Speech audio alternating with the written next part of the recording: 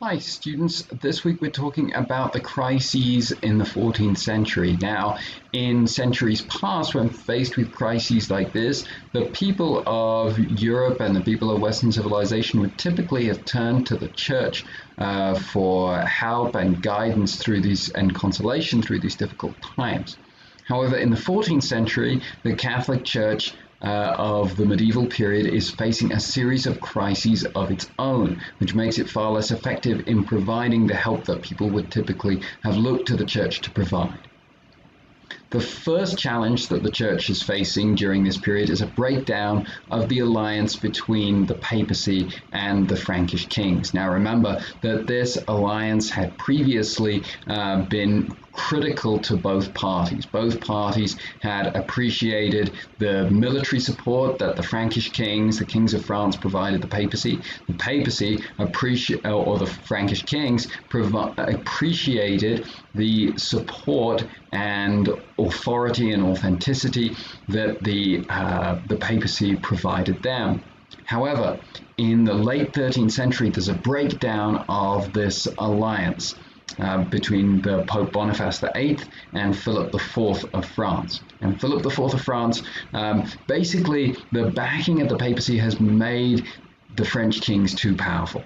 And so when the Pope, when in this case Boniface VIII, irritates Philip IV of France or contests something that Philip of France wants to carry out, Philip sends an army into Rome and captures the Pope. And this is a really shocking event that reveals to the papacy how they're pretty dependent on the French kings and they don't have a lot of counterweights to call upon.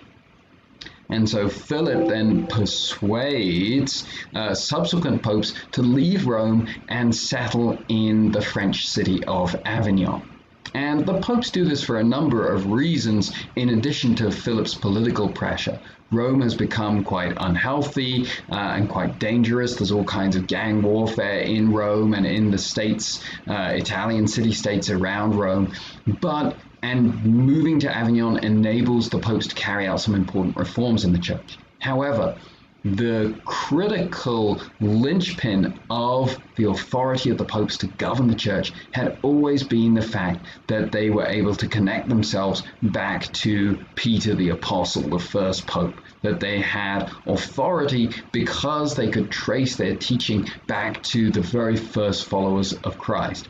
And so being away from Rome, being away from the place that was associated with the apostles, being away from the place where the bones of the apostle Peter was buried, means that the popes lose a lot of spiritual authority and credibility.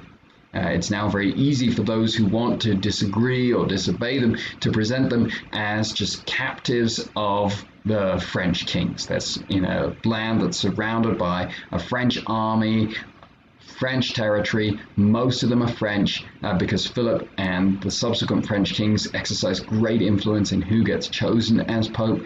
And basically for people to say, these popes don't represent the will of the church, they simply represent the will of the French monarchs, and they can ignore them because of this. Eventually, the Avignon papacy is ended by a female saint named Catherine of Siena who persuades the Pope to return to Rome. The Pope at the time, whose name was Gregory, she persuades him to return to Rome and to resume ruling the church from the seat of papal authority to govern the church. However, not all the leaders of the church, not all the leading bishops and cardinals want to return to Rome.